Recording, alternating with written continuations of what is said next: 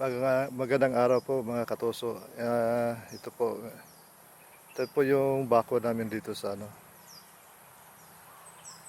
sa area na to. Yung tinamnam namin ng dragon fruit. Ito. Yan. Kasi kailangan talaga maglagay talaga ng bakod. Kung may plano kayong maggawa ng farm, tapos kailangan talaga bakuran, lagyan ng bakod. Kung titingnan nyo dito, yung hindi yan kawayan.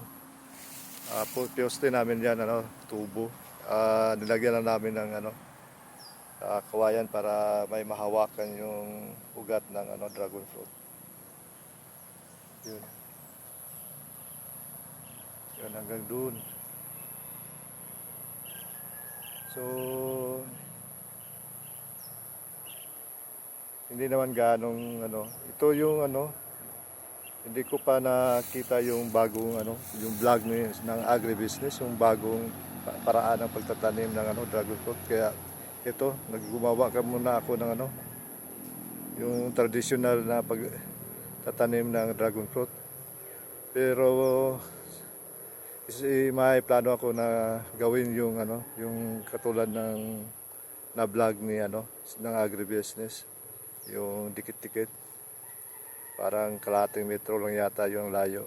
Tapos lalagyan ng dito sa taas, dito. Lalagyan ng tubo hanggang diyan na dimedya, yung plastic. Tapos may palaman na na bakal. Ano pa 'yun? Titingnan ko pa kung hindi naman masyadong marami na kasi yung nagda-dragon fruit dito sa amin. Kung bibili pa ba ako ng bagong variety. Ito kasi itong mga variety na to, yung Malaysia na variety, yung nakikita natin. Pero ito matatamis din to mga katuso. Matatamis din to. Yung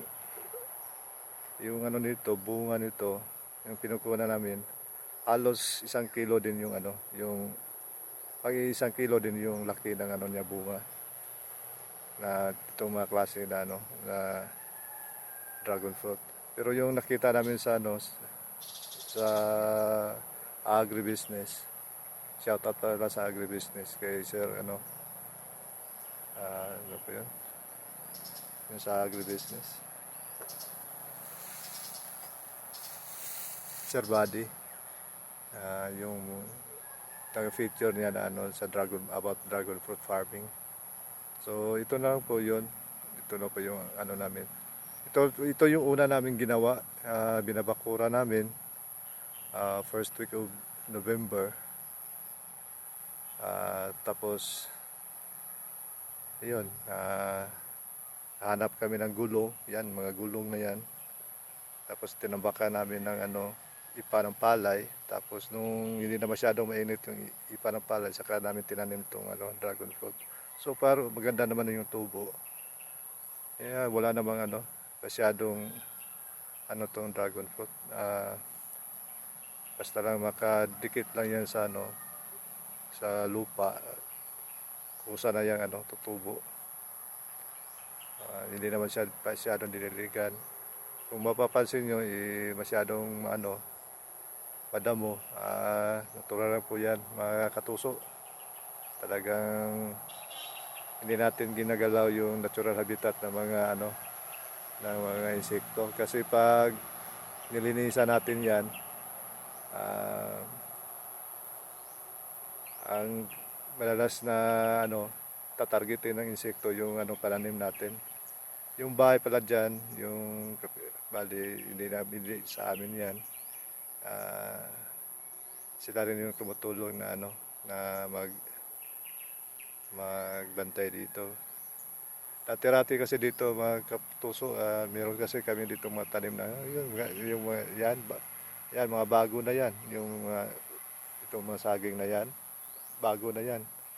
Dati meron na talaga dito, kasi kaso lang yung wala talagang respeto yung mga ibang mga naghahayupan dito. Kaya hinahayop yung ano natin, mga tanim. Kaya napilitan tayong maglagay ng ano, bakod. Kung sa, hindi naman tayo, kasi ako, yung, isang linggo lang, sa 2 linggo lang ako makapunta dito. Walang ibang ano dito sa farm nito. At ito naman yung ano ko, bali naman ako sa mama ko. Ito bali ito yung parte, ito yung parte. Kunti lang to mga kakuso, mga 5,000 square meter lang to. Pero tinatry ko na i-develop. Kasi pag tumatanda na tayo, saka natin i-develop pag hindi natin, wala na tayong ano, lakas. Ito hanggat may lakas pa tayo, pupursige tayo magtanim ng magtanim. Palang araw ito, plano ko na ano, kunting linis lang, baka hanggang tuhod lang yung ano, yung damo. Basta lang ano, makikita yung mga tanim. Pero so far, maganda naman ang tubo ng ato ng mga saging natin, lakatan. Sa yan, yung bahay ng mga yan, ay hindi na sa atin yan.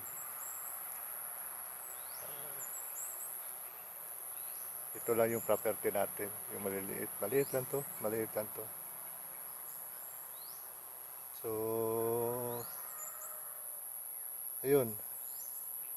Kung sino man sa inyo po na nakapanood nito, paki-like na po, at saka pa-share naman. Wag na mo. Ayun lang po. Maraming salamat po sa panonood. Hanggang sa muli po. God bless.